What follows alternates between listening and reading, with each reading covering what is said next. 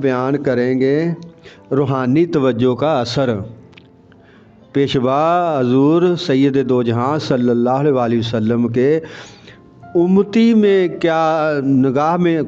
کی نگاہ میں کیا اثر ہے۔ شاہ مدینہ والی بتہادہ تو بڑا مقام ہے، ان کی بڑی شان ہے کہ بیان کرنے کے قابل جوان نہیں ہے، ہم گناہ گار بندے ناچیز تھی، لیکن شاہ مدینہ والی بتہاد ایک امتی کی روحانی توجہ کا اثر بیان کرتے ہیں، کیونکہ آج شب معراج بھی ہے۔ ایک روز ایک درویش دلی کی مسجد میں نماز فجر ادا کرنے گئے۔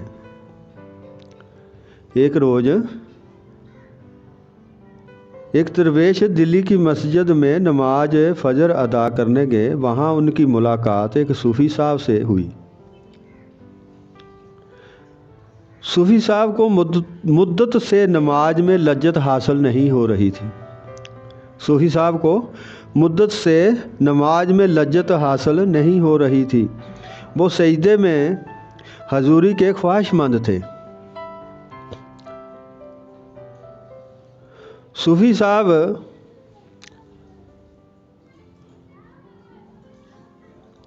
صف میں درویش کے ساتھ شانہ جوڑ کر کھڑے ہوئے۔ صوفی صاحب اس درویش کے ساتھ شانہ جوڑ کر کھڑے ہو گئے۔ جب نماز شروع ہوئی تو صوفی صاحب کو یوں محسوس ہوا کہ ان کے پاؤں زمین پر نہیں ہیں، اور کعبہ شریف ان کے سامنے ہے۔ دوسری رکعت میں انہوں نے اپنے آپ کو عرش معلیٰ پر پایا۔ دوسری رکعت میں اس صوفی صاحب نے اپنے آپ کو عرش معلیٰ پہ پایا اور نماز ختم ہونے سے پہلے مقام جبروت پر پہنچ گئے۔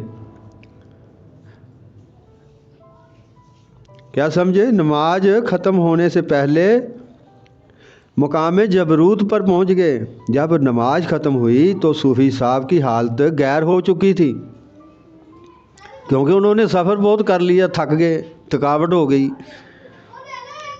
کہ صوفی صاحب کی حالت، جب نماز ختم ہوئی تو صوفی صاحب کی حالت غیر ہو چکی تھی۔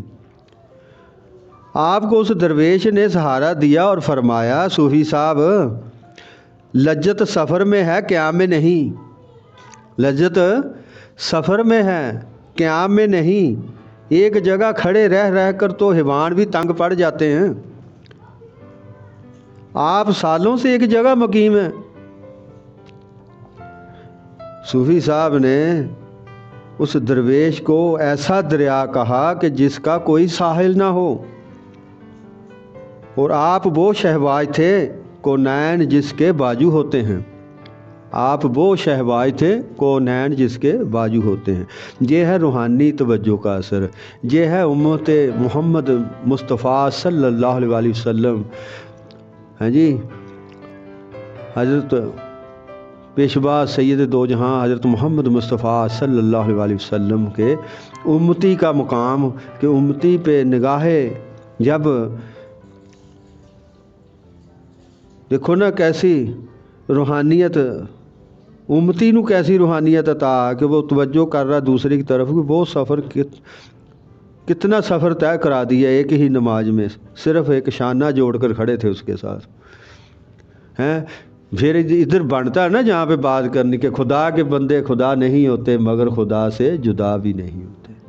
خدا کے بندے خدا نہیں ہوتے مگر خدا سے جدا بھی نہیں ہوتے۔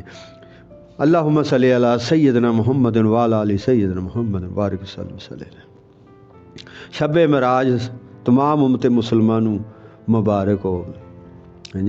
ہم گناہ گاروں کی طرف سے شب معراج کی رات تمام امت محمد مصطفیٰ صلی اللہ علیہ وسلم کو مبارک ہو۔ تمام امتی پیشوا رسول اللہ صلی اللہ علیہ وسلم کے تمام امتیوں کو شب معراج مبارک ہو، آمین۔